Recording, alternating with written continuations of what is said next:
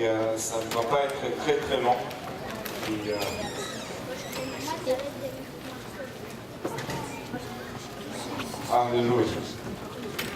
1 Samuel 8, le 9 premiers versets que nous allons lire aujourd'hui.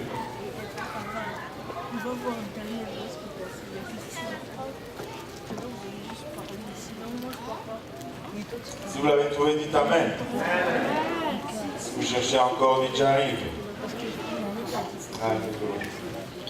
Donc la Bible nous dit en Samuel 8, verset 1, lorsque Samuel devint vieux, il établit ses fils juges sur Israël.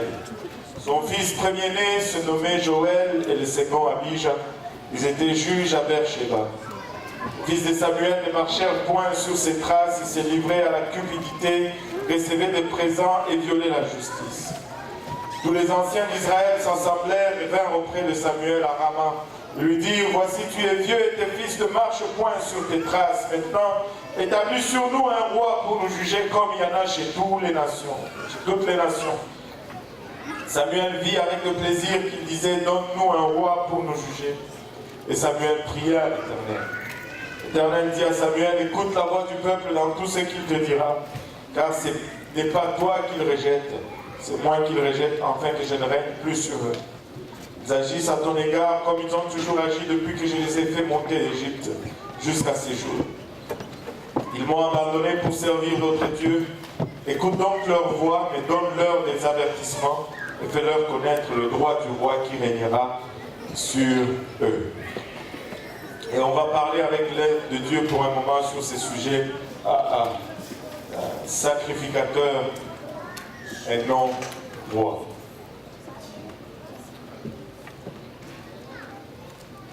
Un sacrificateur et non un roi. Prions tous ensemble, Seigneur Jésus-Christ. Nous te remercions encore une fois, Papa, pour ton amour, ta bonté, ta fidélité. Nous te remercions, Éternel, pour le privilège de sentir ta présence, Papa, et nous connaissons que c'est vraiment un privilège non mérité, Seigneur. C'est pourquoi nous recourons à ton sang, Seigneur, que ton sang nous couvre, Papa, et nous réalisons, Papa, notre nature humaine, notre nature charnelle, Papa, qui ne reçoit pas les choses de l'esprit, car elles sont folies pour nous, Seigneur. Sans ton aide, nous ne pourrons le recevoir. Aide-moi, Seigneur, à donner cette oracle sans crainte, ni faveur, ni hésitation. Aide-nous tous ensemble à la recevoir. Qu'elle puisse germer en nous, produire de fruits et que ce fruit nous conduise jusque dans la vie éternelle. Et avec action de grâce dans les cœurs, nous prions dans le nom de Jésus. Nous disons tous au nom de Jésus. Alléluia. Si vous pouvez, avant de vous asseoir, juste élever vos voix vers le Seigneur.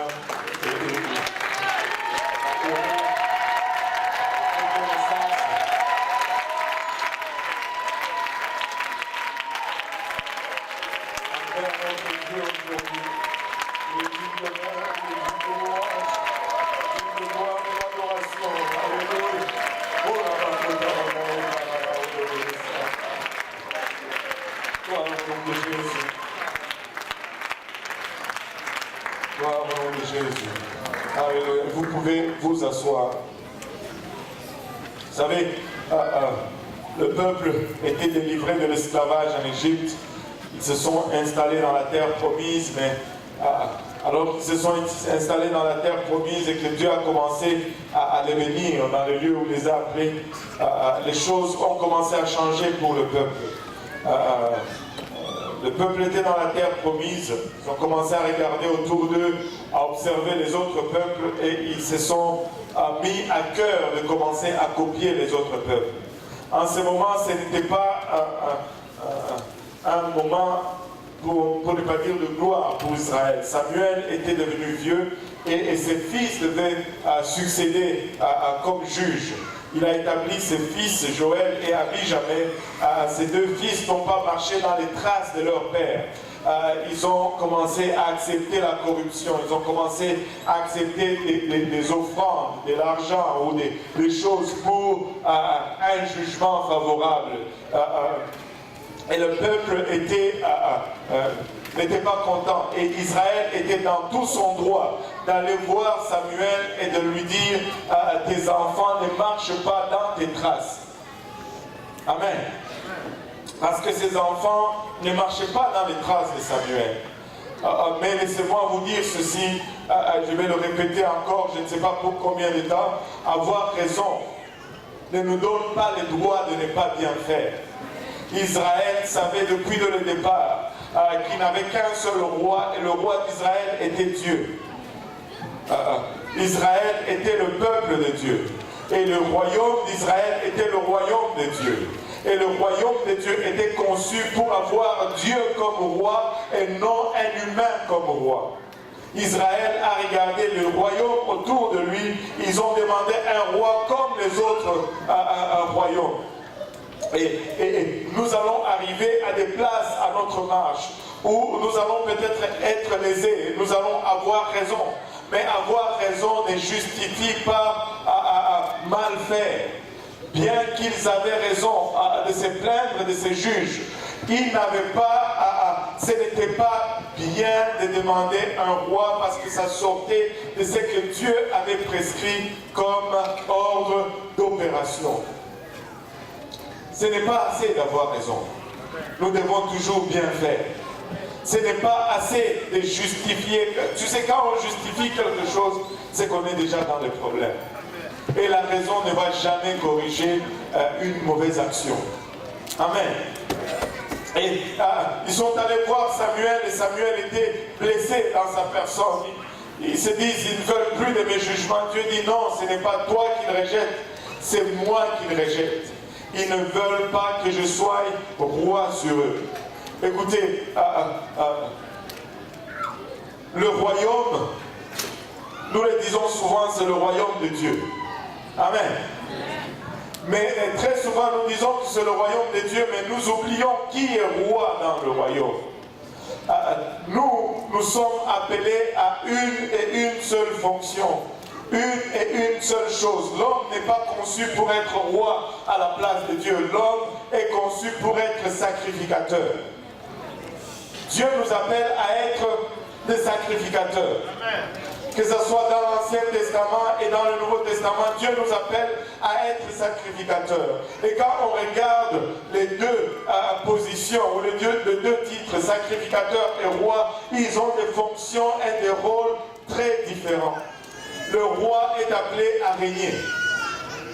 Le sacrificateur est appelé à intercéder. Le roi est appelé à être dans la splendeur et recevoir l'adoration, la reconnaissance.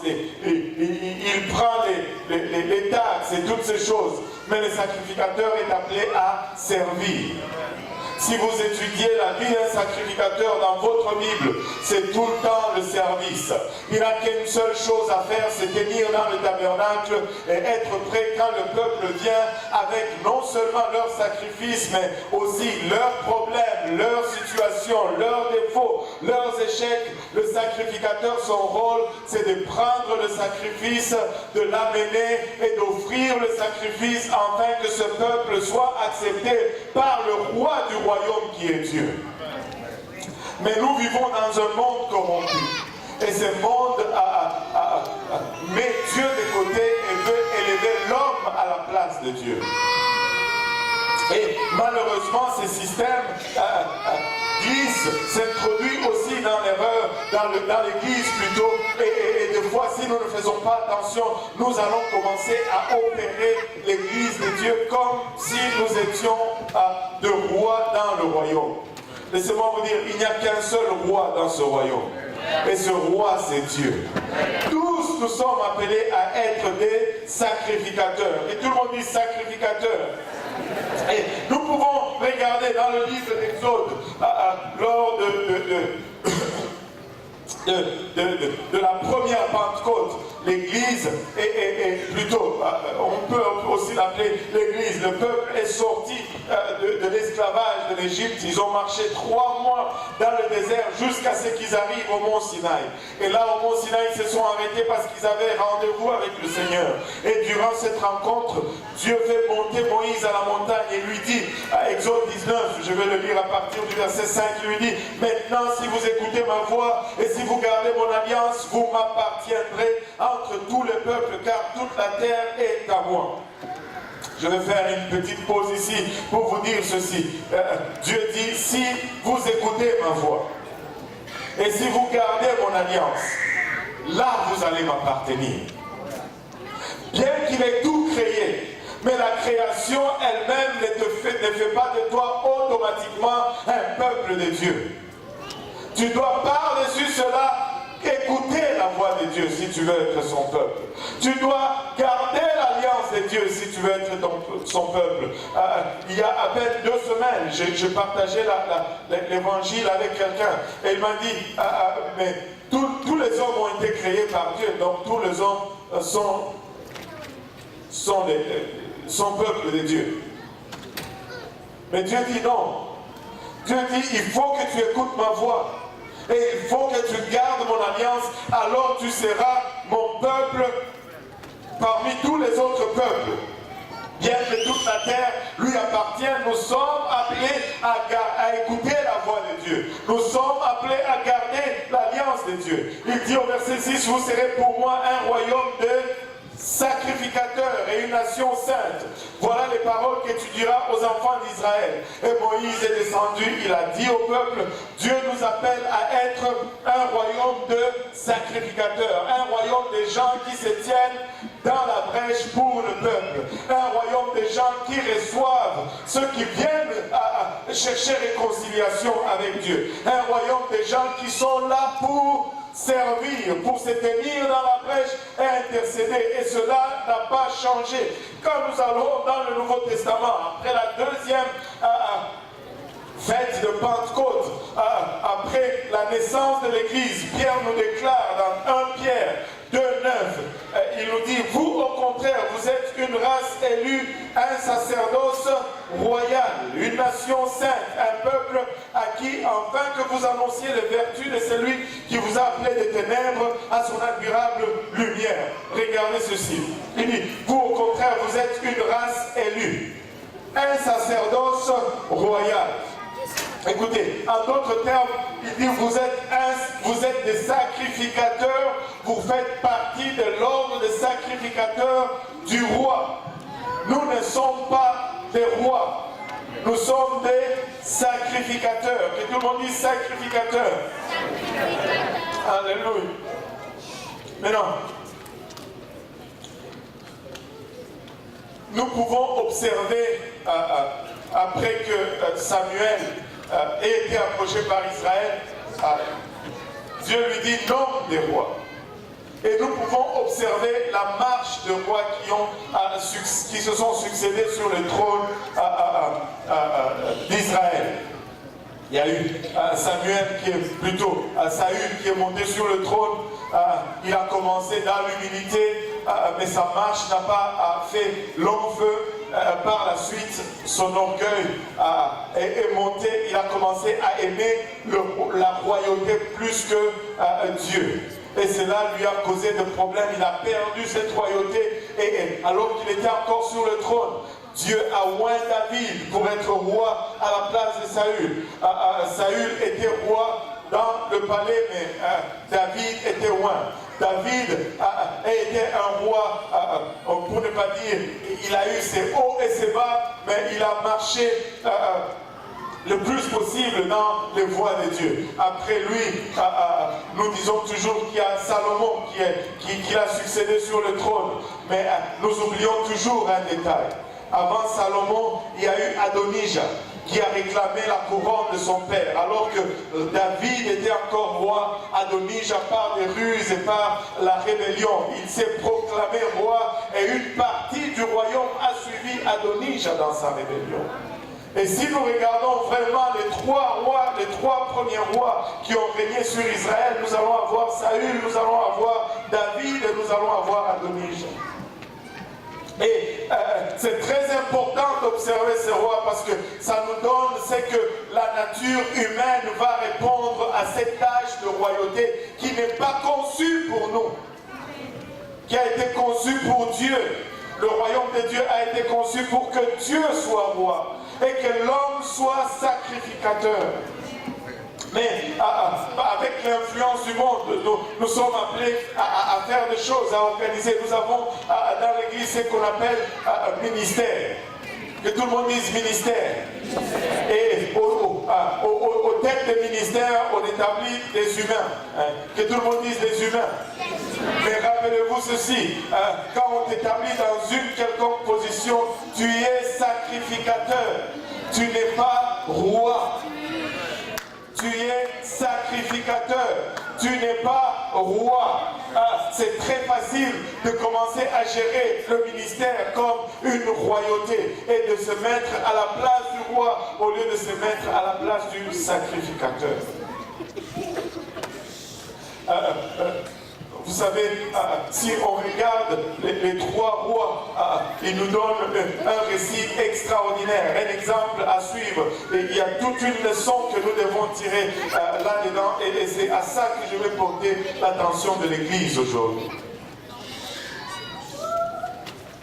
Saül est devenu roi. Son désir du pouvoir, son orgueil, l'a conduit hors du chemin de Dieu. Et lorsque David a été loin à sa place, Saül a regardé David avec jalousie. Il a regardé une fois cette onction qui était sur lui, qui n'est plus sur lui. Il a commencé à vouloir détruire David. Il revenait de guerre, les femmes chantaient, Saül a tué ses 1000, mais David a tué ses 10 000. Et ça a réveillé la jalousie dans le cœur de Saül. Et quelle était sa réponse? Qu'est-ce qu'on va lui donner de plus si ce n'est la royauté? Vous savez pourquoi Saül dit cela? C'est parce que son cœur était sur la royauté plus que sur toute autre chose. Il était appelé pour servir et non pour régner sur le peuple. Et il a commencé à chercher à écraser David. Et par la suite, presque toute la vie de Saül s'est résumée dans la quête de la destruction de David. Et David, bien qu'il était roi, il a été appelé à fuir ça et là, de caverne en caverne, de désert à désert, pour préserver sa vie. Nous ne sommes pas conçus pour s'asseoir dans le siège du roi. Nous sommes conçus pour être des sacrificateurs. De l'autre côté, en bas de Saül, nous voyons Adonijah. Adonijah qui regarde son père qui est sur le trône. David a été un homme de guerre. Il a eu plusieurs victoires. Il a raffermi le royaume. Le royaume a commencé à voir un moment de gloire et de prospérité. Et Adonijah qui était jeune, qui voit son père, il regarde probablement, il dit, le vieux, il ne sait pas ce qu'il est en train de faire. Il est né, il a vu David déjà sur le trône. Il est né, il ne sait pas qu'est-ce que David avait peut-être à lutter comme bataille. Il n'a pas été témoin des fuites, des épreuves et des moments difficiles de David. Mais il a aussi le yeux sur la royauté et il dit, je vais devenir roi à la place de mon père. Il se monte une rébellion et les gens le suivent. Et vous savez, notre regard doit être placé sur David. Il se trouve vraiment en sandwich sur les deux rois. Et David nous donne une leçon comment nous devons nous comporter. Lorsqu'il a été attaqué par Saül, David n'a pas levé un seul petit doigt pour défendre sa vie. Il n'a pas levé un petit doigt pour défendre lorsque celui qui était supérieur à lui a voulu l'écraser. Il n'a pas engagé une bataille avec lui. Tout ce qu'il a fait, c'est qu'il a préservé sa vie.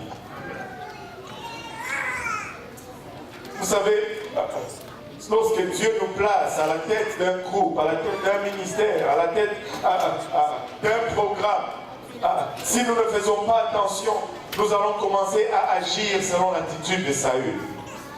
Dès qu'il y a un plus jeune qui montre un peu plus de talent, qui montre un peu plus d'enthousiasme, nous ne sommes pas appelés à l'écraser. Si nous l'écrasons, nous agissons avec l'esprit de Saül. Si nous usons de notre autorité, de notre position pour marcher sur le plus petit que nous, nous agissons avec l'esprit de Saül.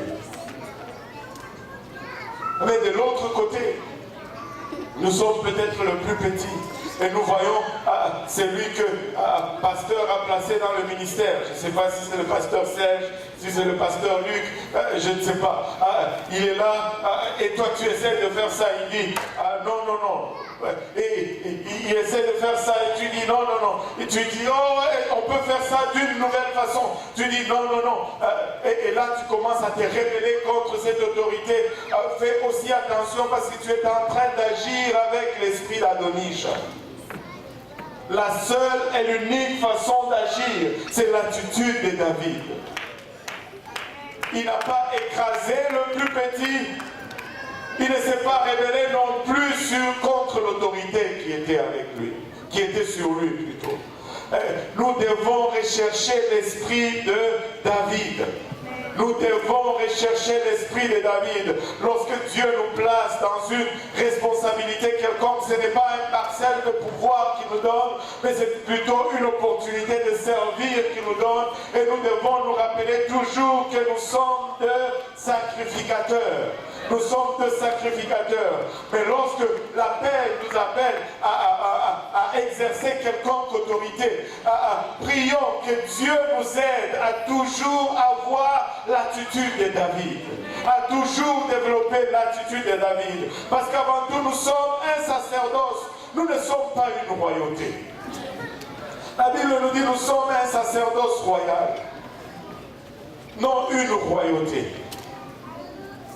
Nous sommes un sacerdoce royal et Dieu nous appelle à servir. Vous savez, nous, l'Église n'est pas une organisation. L'Église est un organisme. Une organisation et c'est mort. Un organisme, c'est vivant. Un ancien a dit ceci, nous faisons des fois les choses à l'envers, parce que nous organisons. Il a dit, quand nous voulons, comme Église Pentecôtiste Unie, quand nous nous réunissons pour choisir un surintendant, nous avons les corps et après nous choisissons la tête. Avec Dieu, ça ne marche pas comme ça. La tête, Christ d'abord, et puis le corps vient après. Mais je comprends, nous fonctionnons dans un monde où l'organisation est partout.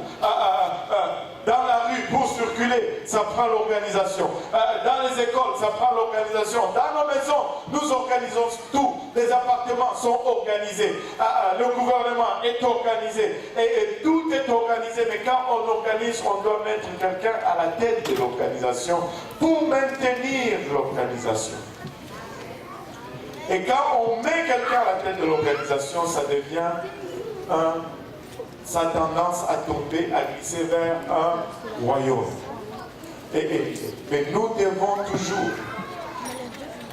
toujours nous rappeler plutôt que nous sommes appelés à être des sacrificateurs.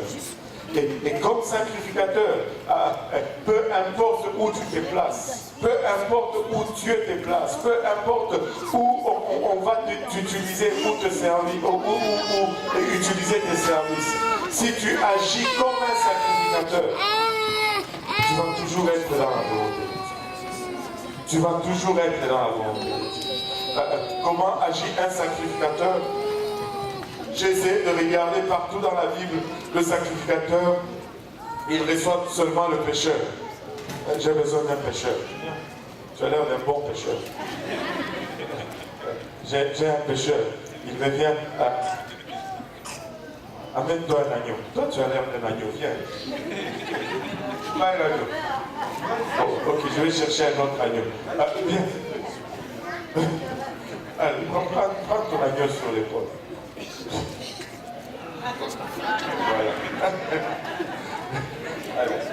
Et là, le sacrificateur est dans le tabernacle. Et lui, il vient avec son agneau. J'ai péché. Tu as commis des péchés? Ok. Qu'est-ce que tu as fait comme ça? Un agneau. Tu veux faire bien?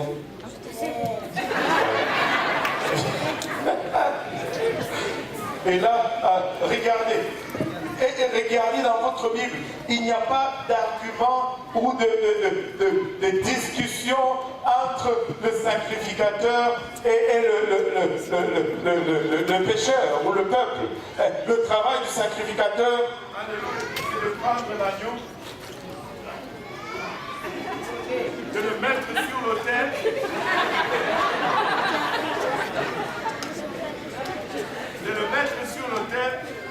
et d'intercéder pour lui. Ce n'est pas la place du sacrificateur de lui dire, toi, la dernière fois, ou cette fois-ci, ou cette fois-là. Non, c'est juste d'intercéder pour lui. Il doit prendre son sacrifice.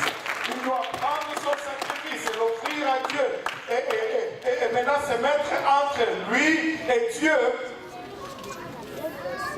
pour que Dieu puisse pardonner ses péchés. Et c'est à cela que nous sommes appelés. C'est à cela que nous sommes appelés. Nous sommes un royaume de sacrificateurs. Un royaume de sacrificateurs.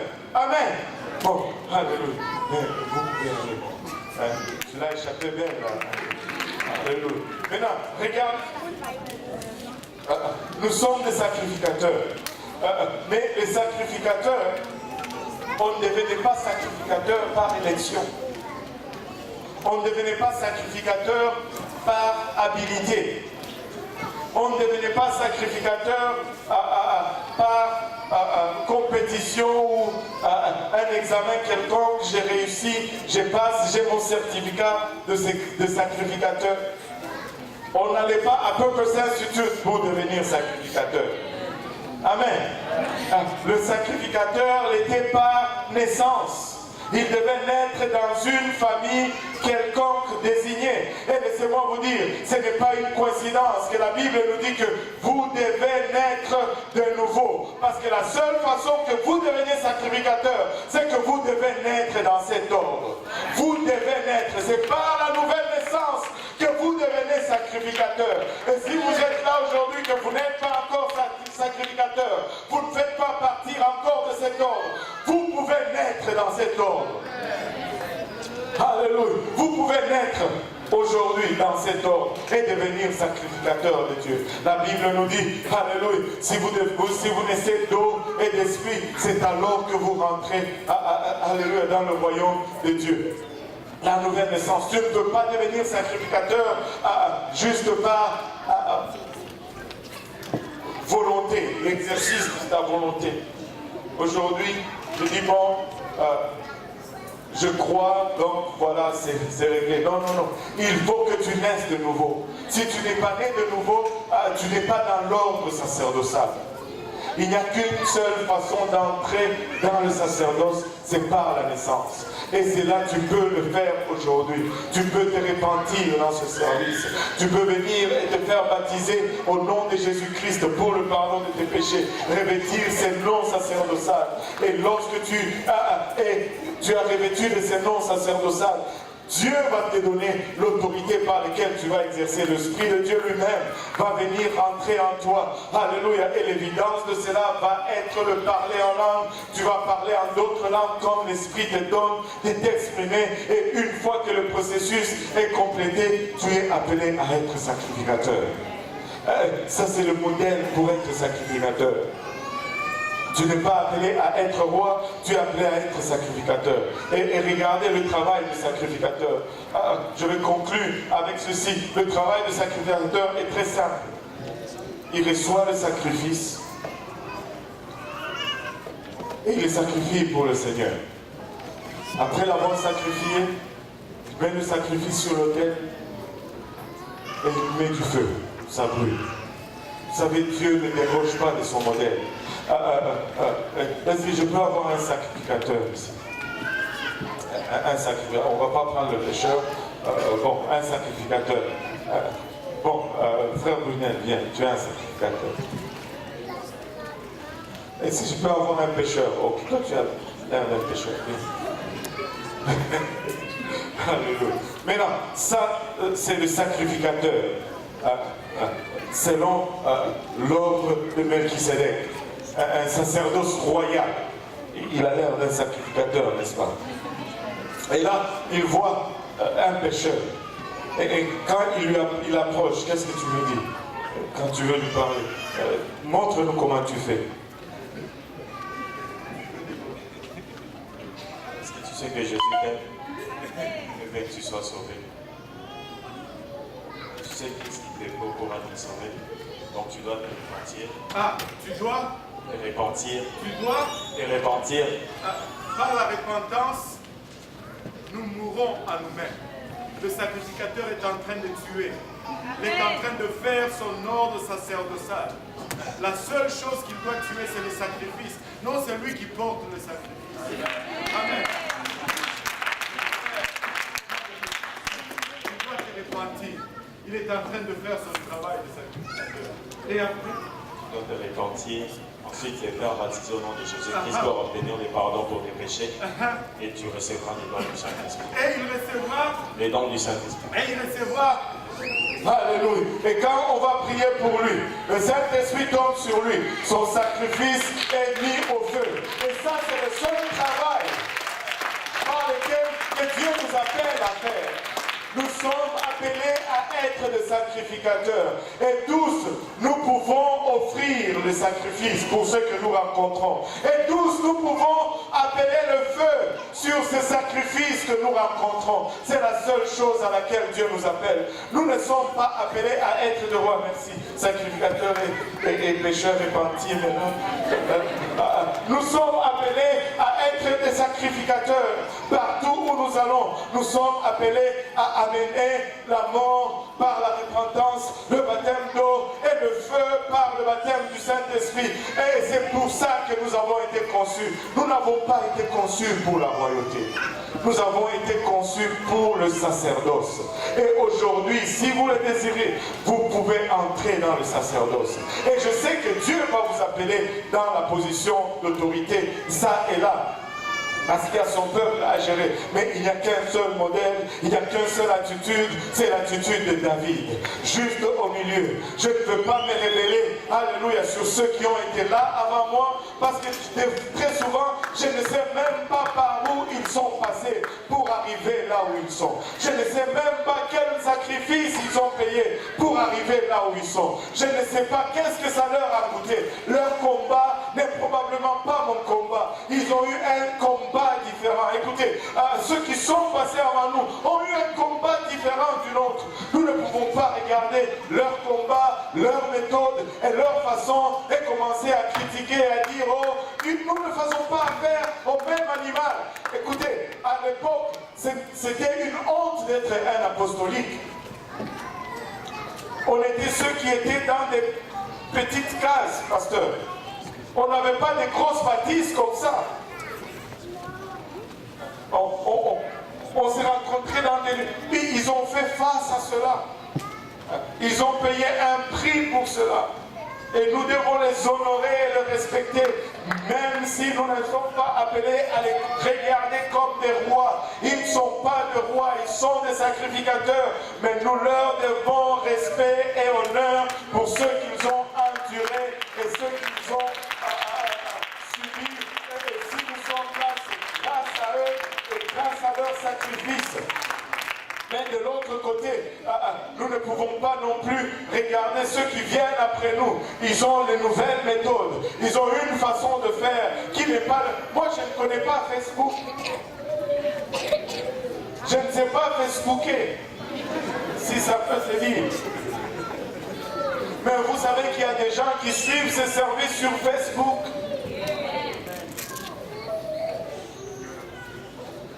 Je ne sais pas faire Instagram. Le seul crabe que je connais, c'est Pasteur Brad.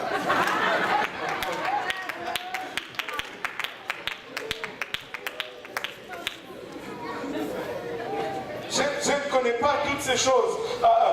Les jeunes d'aujourd'hui, ils ont des nouveaux batailles, ils ont des nouveaux combats. À notre époque, peut-être un peu à notre époque, mais à l'époque ancienne, la pornographie n'était pas aussi accessible qu'elle est aujourd'hui.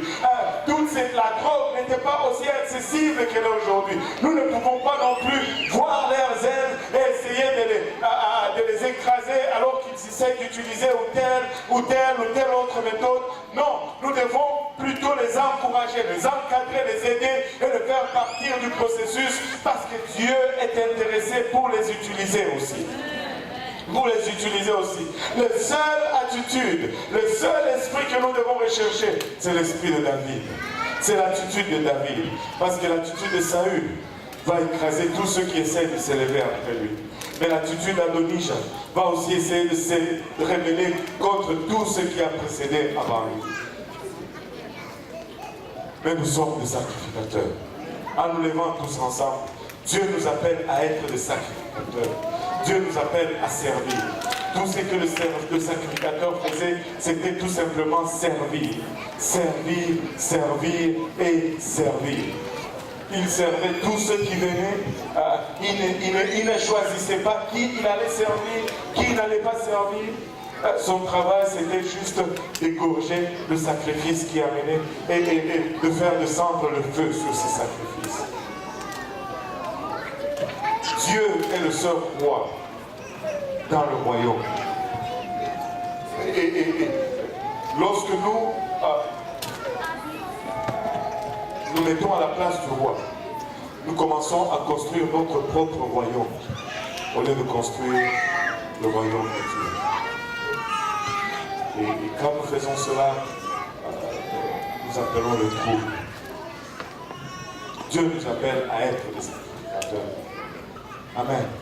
Alors, si nous voulons être des sacrificateurs, je vais ouvrir cet hôtel et on va venir, on va plaider avec Dieu, on va parler avec Dieu, qu'il sonne nos cœurs, qu'il regarde notre motivation. Parce que nous ne voulons pas regarder le royaume plus que nous regardons au roi du royaume. Nous ne voulons pas rechercher la place du roi, mais plutôt désirer notre fonction pour laquelle nous avons été conçus, c'est-à-dire le rôle du sacrificateur. Nous sommes un sacerdoce royal. Et si vous ne faites pas encore partie de ce sacerdoce, vous pouvez le faire partie. Vous pouvez rentrer dans le sacerdoce aujourd'hui. Dieu peut marquer votre nom dans le sacerdoce. Alléluia. Vous pouvez vous repentir de vos péchés. Vous pouvez être baptisé au nom de Jésus-Christ pour le pardon de vos péchés. Et vous pouvez recevoir le Saint-Esprit dans cette congrégation ici aujourd'hui. Et Dieu est intéressé, alléluia, dans l'affaire d'ajouter des sacerdoces à l'ordre. Dieu veut ajouter des sacerdoces à l'ordre aujourd'hui. Nous avons l'eau, nous avons le vêtement de l'échange et ça ne prend que votre obéissance.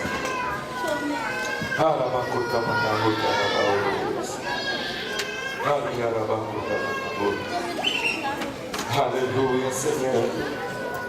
Alléluia Jésus. Alléluia Seigneur.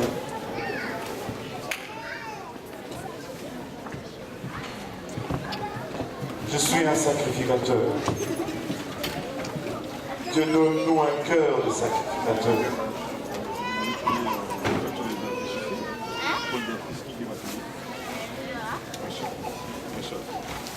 Alléluia.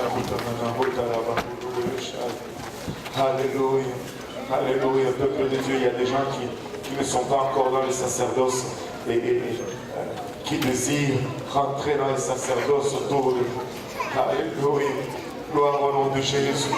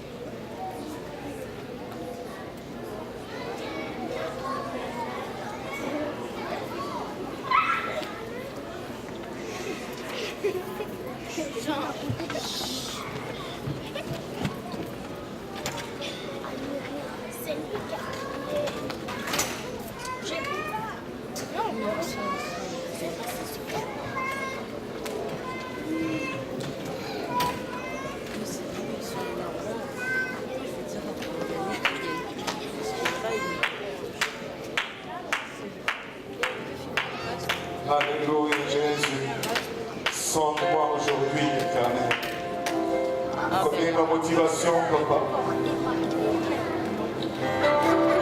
Loin de moi la royauté, je désire le sacerdoce.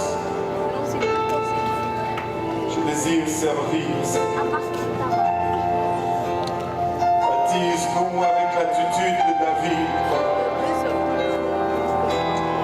Fais de nous ce sacerdoce royal, papa.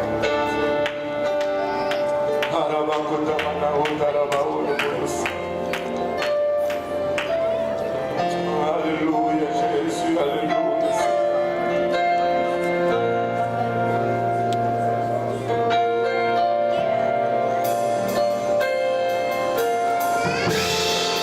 Alléluia, Jésus, alléluia, Seigneur, alléluia. Alléluia, Seigneur, alléluia, papa. Alléluia. Alléluia, papa. Motivation, je me mets devant toi, Seigneur. Alléluia, à mon attitude, j'ai la place devant toi, Seigneur Jésus-Christ. Alléluia. Je désire un sacerdoce. Je désire un sacerdoce, papa. Oh, la makuta mana, oh, la lama, oh, le roi de sable. Alléluia, Seigneur, alléluia, Jésus. Il y a une âme qui vient revêtir le nom du Seigneur Jésus-Christ. Entrez dans le sacerdoce.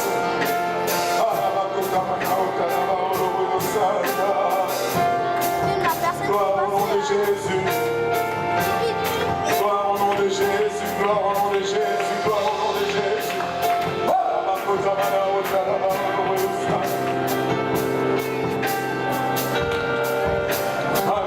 Alléluia, alléluia, Seigneur.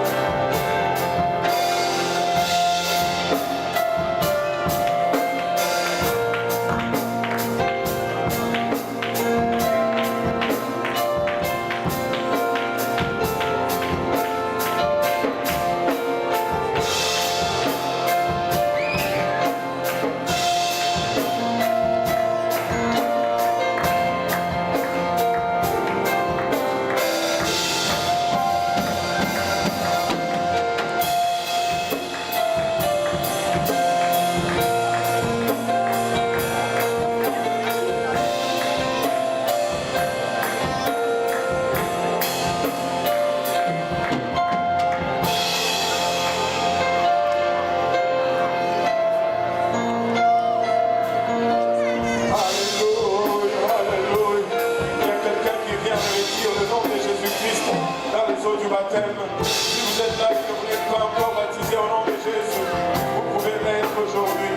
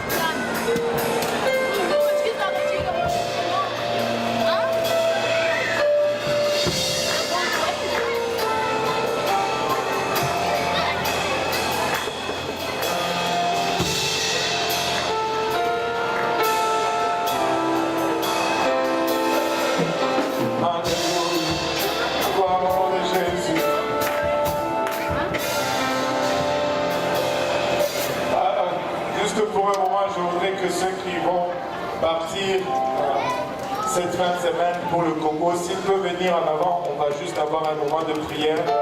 Je vais demander aux sœurs de se tenir ici, aux frères de se tenir de ce côté. Et on va juste prier pour vous. Alléluia.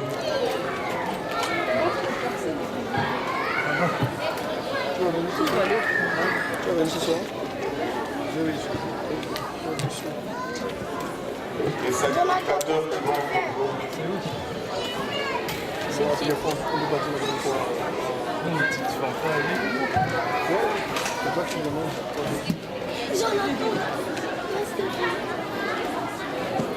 Oui, c'est une. Les messieurs.